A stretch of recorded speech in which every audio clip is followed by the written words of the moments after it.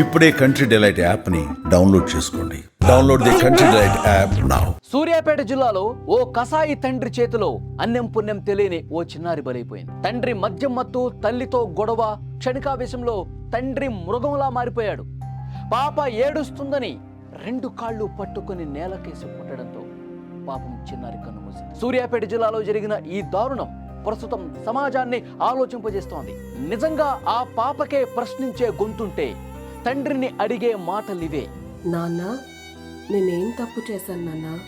నాకు అవి కావాలి, ఇవి కావాలి అని విసిగించానా? ఇంకా నా వయసు 7 ఏడాదే. నా ముందే అమ్మ నాన్న నిత్యం గొడవలు పడుతుంటే మిమ్మల్ని ఎలా ఆపాలో తెలియక ఏడ్చా.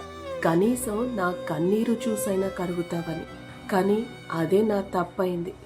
ఏడిస్తేనే ఉన్మాదిలా మారి ఊపిరి తీస్తావా నాన్న? కంటికి రెప్పలా కాపాడాల్సిన నీవే కడతెరుస్తావని ఊహించలేదు నాన్న. ఎన్నో పూజలు చేస్తే నేను పుట్టానని అమ్మని చూస్తే నాకు అర్థమైంది. భవిజ్ఞ అని పేరు పెట్టి అల్లారు ముద్దుగా పెంచుతున్నారు. చక్కటి భవితని ఇవ్వాలని కలగన్నారు. కానీ ఆ మద్యం మత్తే మన కుటుంబంలో చిచ్చు పెట్టింది. నిన్ను ఉన్మాదిలా మార్చింది. నువ్వు ఉన్నత చదువులు చదివావు కదా నాన్న. నీ చదువును 10 మందికి పంచేందుకు ట్యూషన్లు కూడా చెప్తున్నావు. మరి ఇప్పుడు నీ ఉన్నత చదువు ఏమైంది నాన్న? నువ్వు మంచివాడివే కానీ మద్యం మత్తు నిన్ను మృగాన్ని చేసింది.